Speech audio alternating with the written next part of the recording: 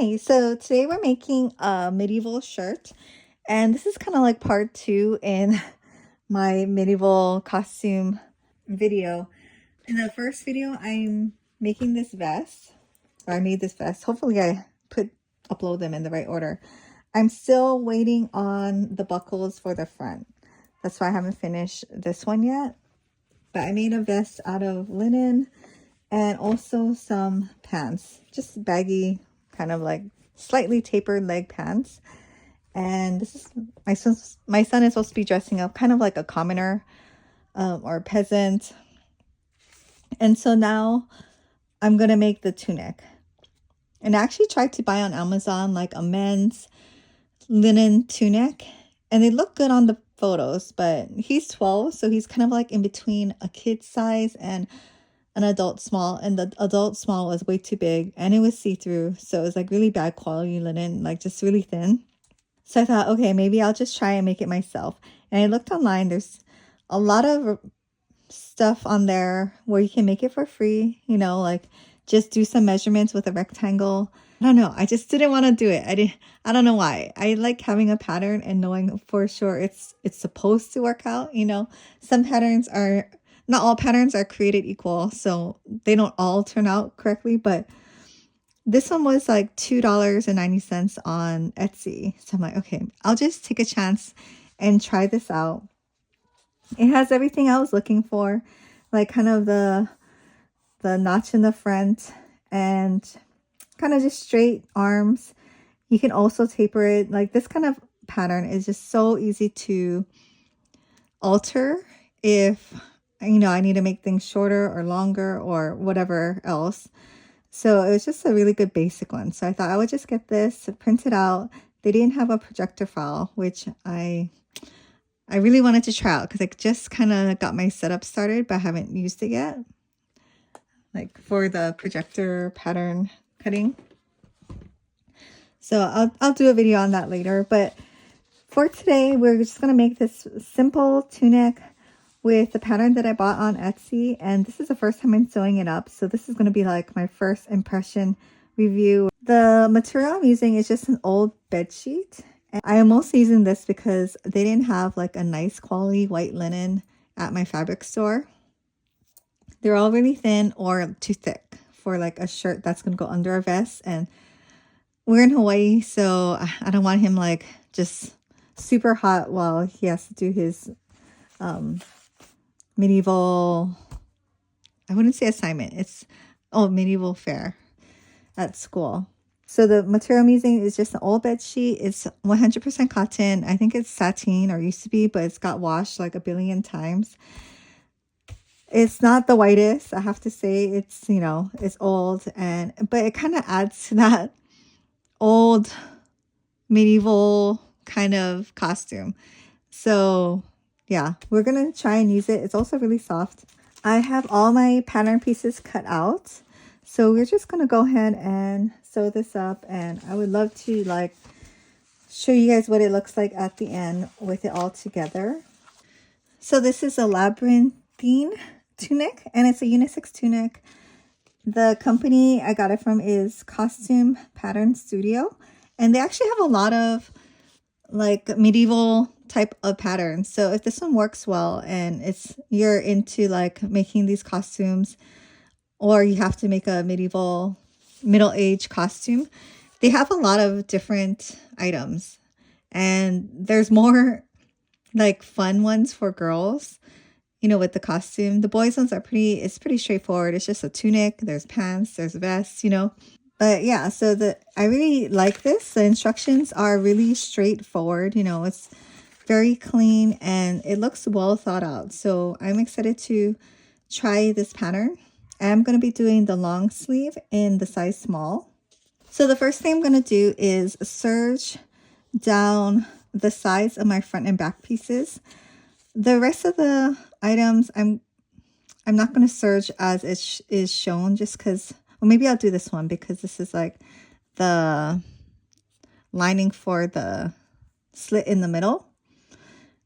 And there's also going to be a slit on the side. So that's why I want to serge down both so that I can sew it and then I can split the seam evenly.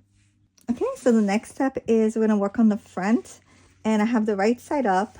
I did mark it with a fabric pen, but it keeps disappearing.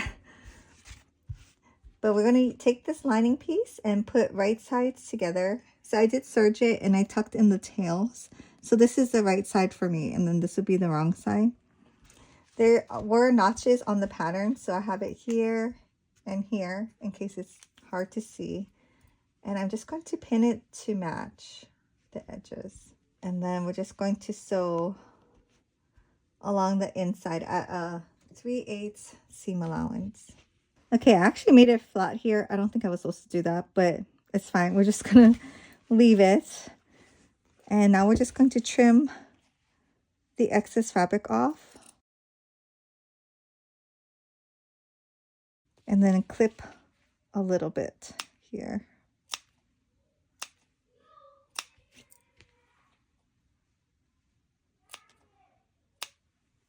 And then now we're just going to flip that lining to the out or the back side and press. So on my table, I have this mat that's like over the washing machine or dryer ironing mat. So I can just straight iron on my tabletop. It's very convenient.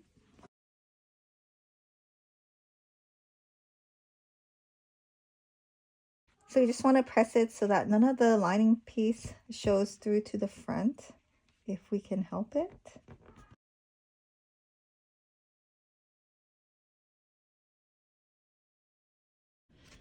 Okay, now we're just going to put right sides together for the front and back pieces, and then sew them together at the shoulder seams and then the side seams all the way down till the notch. You may have serged over the notch, but it's right here. You just got to remark it again. You can use your pattern piece if you completely cut over the notch. And yeah, just stop right there. Just pin them or clip.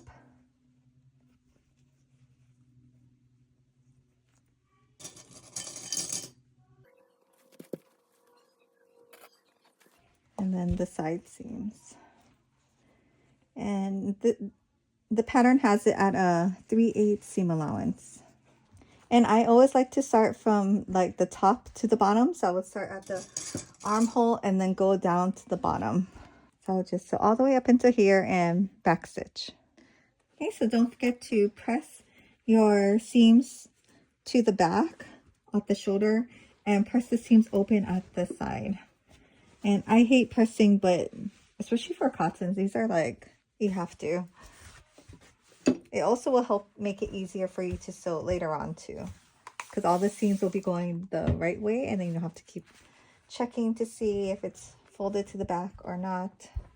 And when you get down to where the side slits are, make sure they're just folded nicely about the same seam allowance. You can make it a little bit more if you want it like, you know, spread open or just a little more visible. The next step in the pattern is to do the hem. I actually don't want to do it yet. I'd rather keep it for later just because I have to have my son try it on first. So the hem might be more than 3/8 of an inch. So now we have to prepare the binding. I'm going to spray it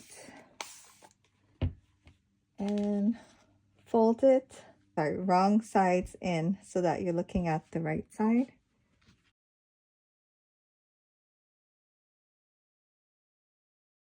Okay, and then now we're going to open it up and fold both ends to the middle and press.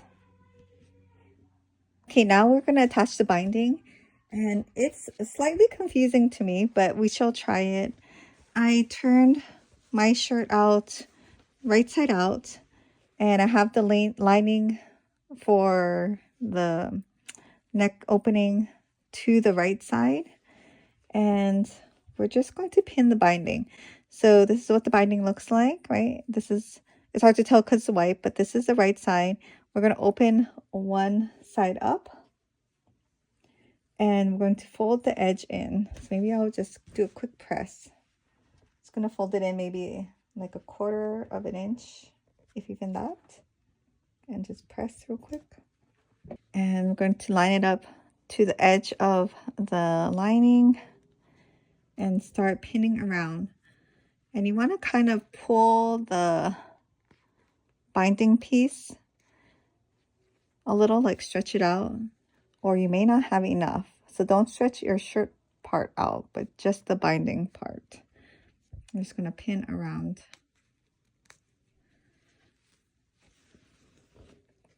It might just fit, that's why. And when you get to the shoulder seam, make sure your seam allowance is face towards the back. So I'm going to pin it towards the back so we don't sew over it weird. So stretch the binding and then pin it.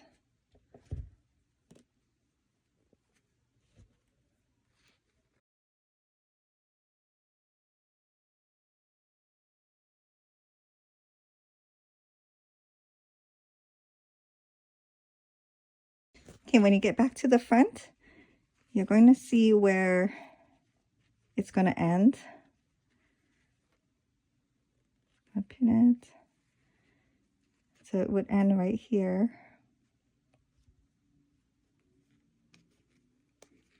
And we're just going to trim it off. You can also wait till the very end to do that, but up to you.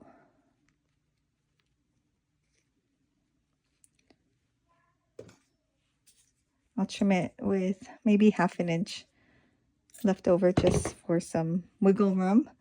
Okay, so we're just going to stitch starting from here, this seam. We're going to go all the way around, all the way to this seam, and stitching at a 3/8 seam allowance.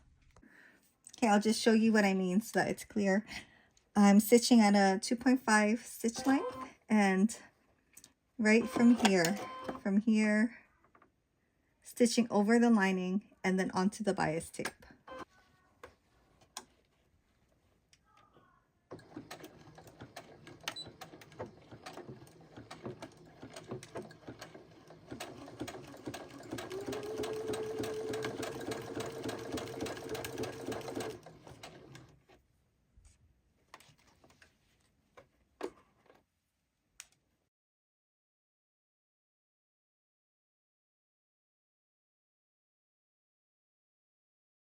Okay, so as we near the end, make sure that you fold up the edge of your binding, however much you need to.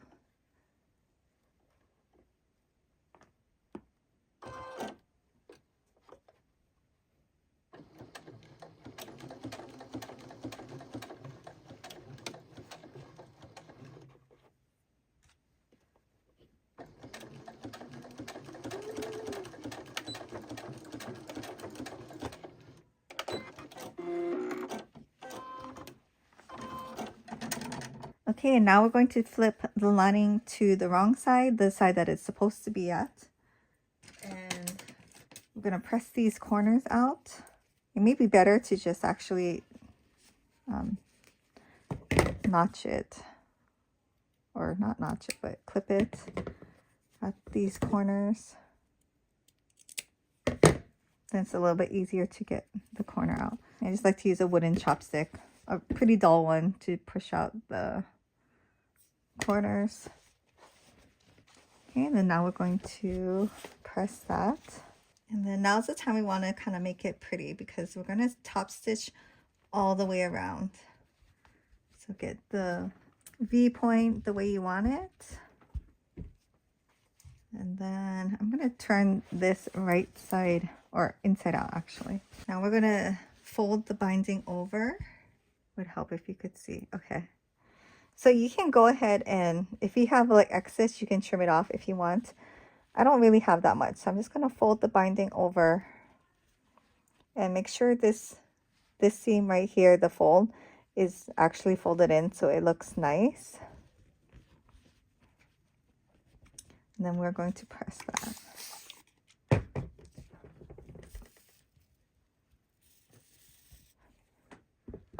See that it got a little not folded. Just going to tuck it in. You could make it like connect if you want, if you have enough excess, but I don't, so I'm just gonna make it neat. So just go around the whole neckline, folding it over, making sure the lining part or the bias tape is not visible from the outside. I just got one of these pressing pillow things. Maybe that'll help with the curve. Yes. I just bought a bunch of like old school sewing, I don't know what you call it, tools.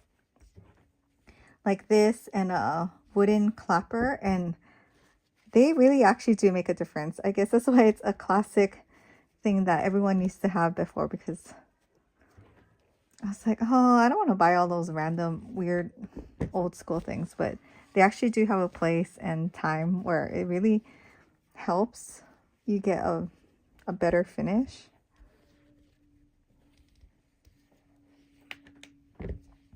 I left it on my ironing board, but it would really help. It actually really, it's like, to me, it's like when you use a blow dryer and then you use the cold shot, you think it doesn't do anything, but it actually really makes a difference. Well, I kind of messed up here, if you can see. I stitched over it. But you know what? It's gonna go under my son's vest. I don't want to like seam rip it out. And this might be just the first version. If this material is too hot, then I will go and like buy some thinner or lightweight linen online. Hopefully that's not see-through. And we'll do this shirt again. Okay, just make this little corner neat.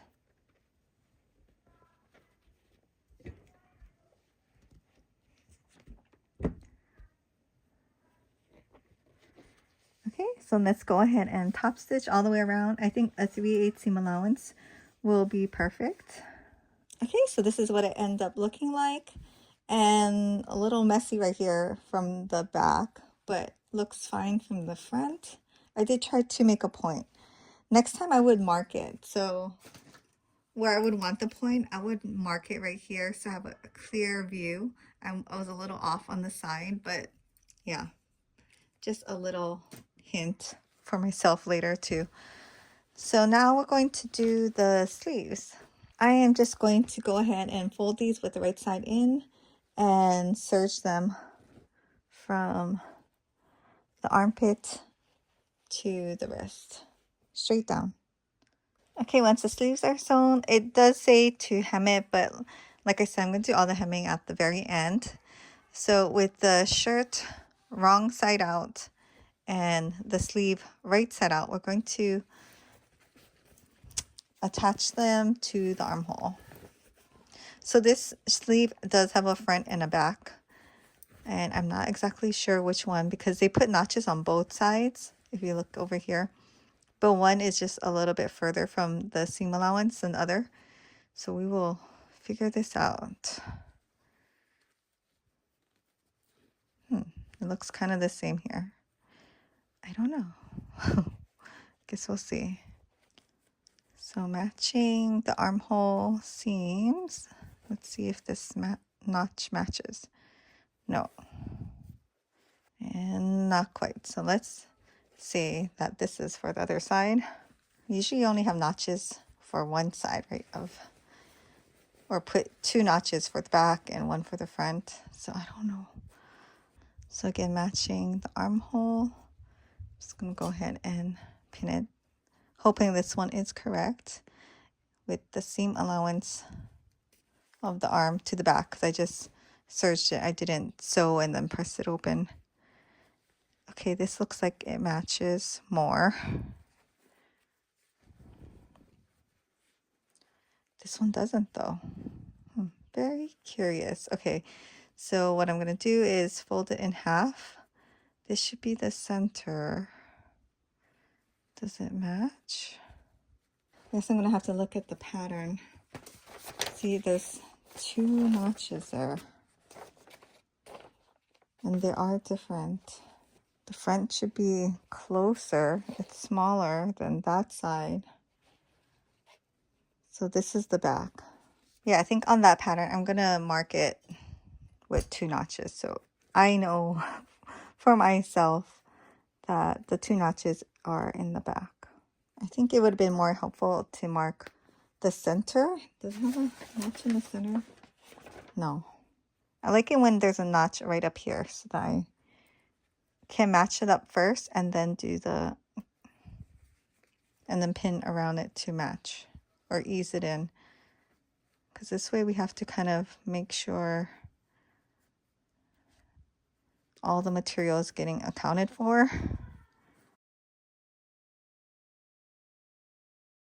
See, I have a little bit excess up here. Just gotta ease it in, I guess. If you have a problem like with too much fabric, I just kind of leave it like this, like not matching up. As long as it eases in, there's not like a crease somewhere, it'll be okay. Just when you sew, make sure you're sewing with the more inside seam as your guideline. So I would sew 3/8 of an inch from here, not here. Okay, so just go ahead and do this on the other side. I'm gonna sew around it with a straight stitch and then serge it to clean it up. Okay, armholes are done. I have to say this isn't my favorite way of attaching sleeves to a shirt. Just from my experience, I usually would do like the side seams last. So I would sew the shoulder seams, attach the sleeve, especially since it's one piece and it's really big. Sew that and then sew from the wrist all the way down to the side slit right here. So for next time, that's what I'm gonna do. And just FYI for you, if you're making this pattern, there is that option. And so now I'm gonna have my son try this on, and I'm going to take some pins with me and see where I need to hem the sleeves and the bottom. Okay, I had my son try it on and it was pretty funny. I would say he's 12, so he's 5'3" and like, I don't know, 115 or something. So not, big, kind of tall and skinny-ish. So we had to shorten the sleeves by 2 inches. The bottom hem needs to go up by 4 inches. And this chest slit part was way too low. So I'm going to have to redo this. Luckily, I made it out of the bed sheets and there's a lot more fabric left. And he actually liked the fabric. He said it was comfortable. So I will just use the bed sheets for the new shirt. But this part needs to come up by, let's see how much, by 1.5 inches. And so when he had it on, I held it here. I pinched it and then had him take it off, and he can still get it over his head. So that would work. And so how to make that adjustment is actually pretty easy. So, okay, first, the adjustments, since I have it out right now, for the big front and back panel pieces, I shortened it by 3 inches, and you can shorten it from the middle, whatever you want, but it's pretty like a rectangle, right? So I'm just folding it up from the bottom 3 inches, and I marked a new side slit mark, which is about 4 inches up from the bottom. And I think next time I sew this, I'm going to do the extra small. So when I printed it out for the layers, I had the layers extra small and small printed out. So that's what this dotted line is. So I will probably just do that for my new version. And then for this piece, what I'm going to do is just trace it. This will be a really easy fix. So I'm just going to put it at the bottom. I'm going to trace it.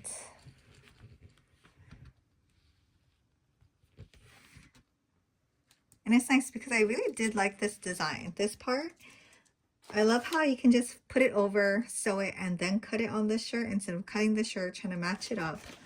Just really a smart way to do it, I think. And so I'm just going to bring this straight line up 1.5 inches. So where it starts to curve, I'll put it right there. Kind of eyeballing it, actually.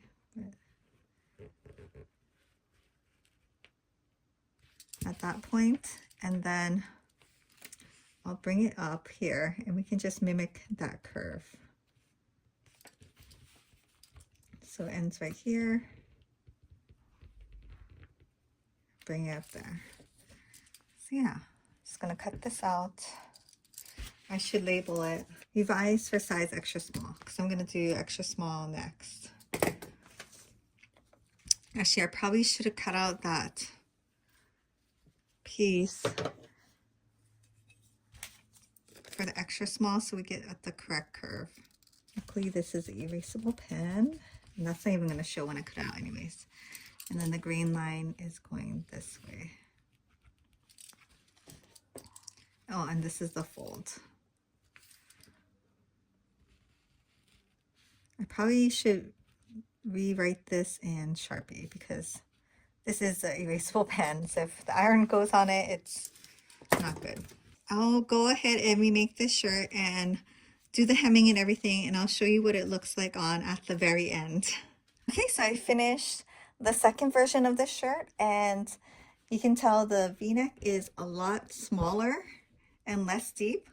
And I also made the size extra small. This is a small and this is the extra small, just because it was a little wide and it fit him perfectly. And I also made it so that, you know, the adjustments with the sleeves and the hem, so it wasn't so long. So now it's like perfectly fitted.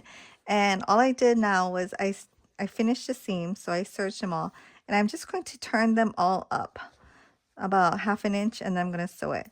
So the sides with the slits, I serged it with the fold already, so I'm just going to turn it up, press it. I'm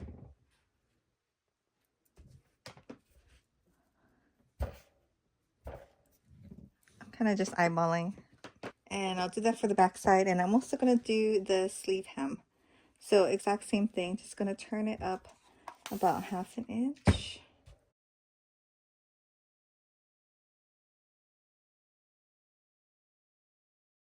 Okay, I'm going to do that for the other side.